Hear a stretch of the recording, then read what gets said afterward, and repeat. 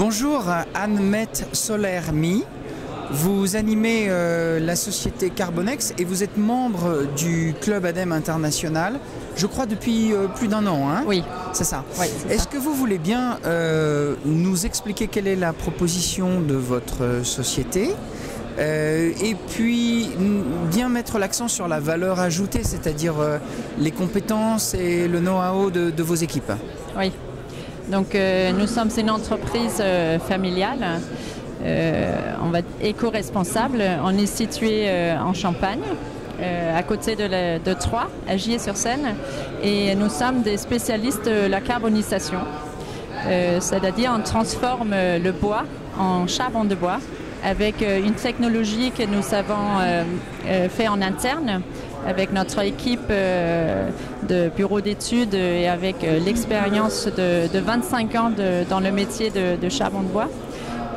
Donc nous avons créé une technologie que vous voyez ici derrière moi qui consiste à 8 réacteurs de carbonisation où on récupère les fumées, les gaz de pyrolyse et la chaleur que nous transformons en électricité verte. Parfait.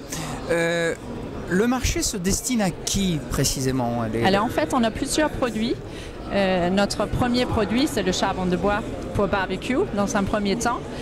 Notre marché est le marché européen qui aujourd'hui consomme beaucoup de charbon de bois. En France, on consomme à peu près 130 000 tonnes de charbon de bois, rien que pour le barbecue.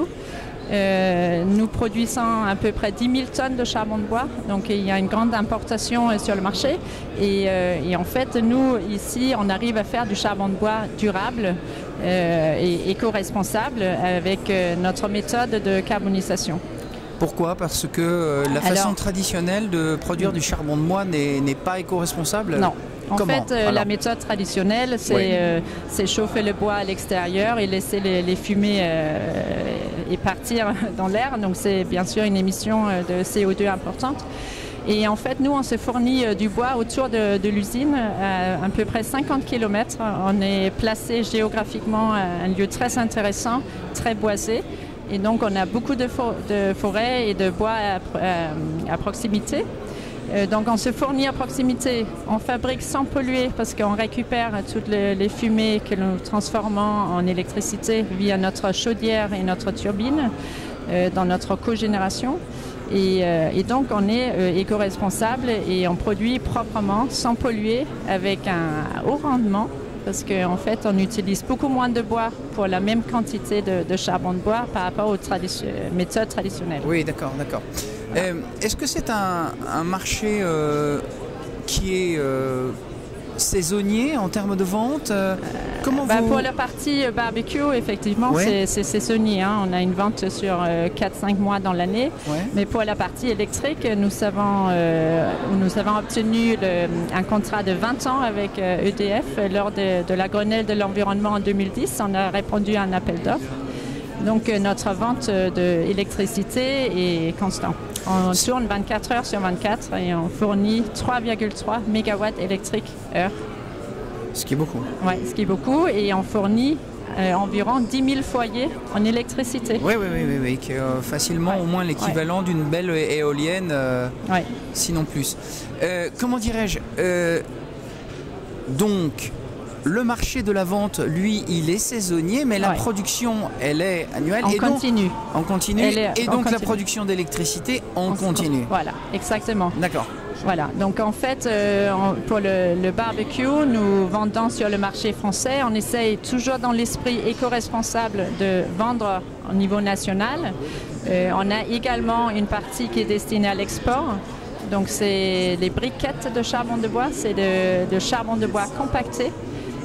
Qui donne une braise de 3 heures, donc c'est intéressant et qui est très utilisé par exemple en Allemagne, en Autriche, en Scandinavie. Donc notre marché de l'export est à proximité également, on essaye toujours de rester dans le même esprit. Alors justement, vous êtes adhérent du Club ADEME International, dont l'objet évidemment c'est de vous aider à vous développer sur les marchés extérieurs.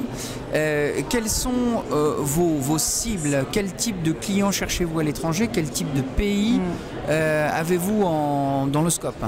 Alors pour la partie charbon de bois, on cherche toujours des partenaires qui ont la même philosophie que nous, on va dire. Ouais.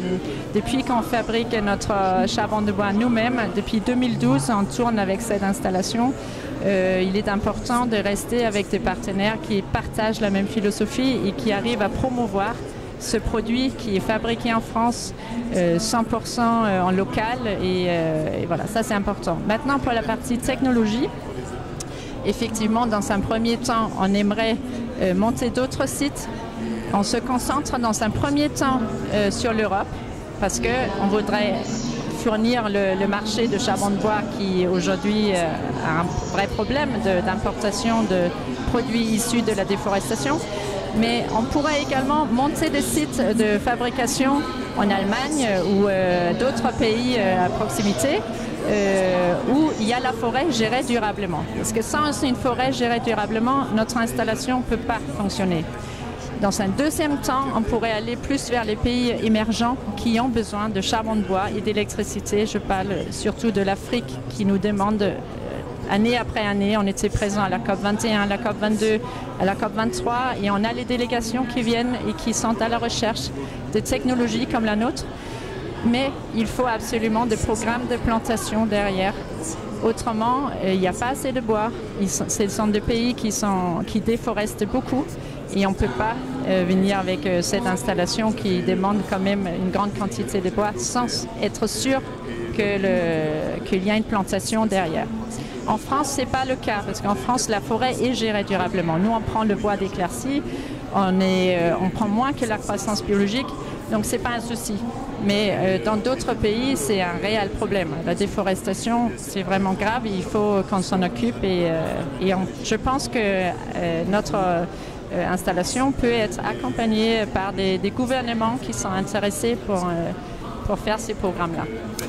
En admettant que justement vous puissiez installer le processus de fabrication dans un pays qui justement a des lacunes dans la gestion de son parc forestier, est-ce que vous pourriez apporter une sorte de management dans je dirais la gestion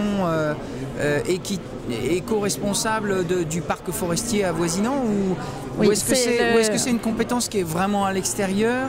Est-ce que vous avez envie de l'adjoindre en fait à la proposition d'installer le réacteur quelque part? Je veux dire que le management de forêt, ce n'est pas notre métier. Ça nous préoccupe beaucoup et avec des partenaires qui connaissent bien, ça serait tout à fait intéressant de monter des joint ventures dans ce style-là, effectivement. Bon, mais écoutez, en tous les cas, merci beaucoup de nous avoir fait un point sur Carbonex. En tous les cas, merci. On vous souhaite un bon développement international et au nom du Club ADEME, merci beaucoup. Merci beaucoup.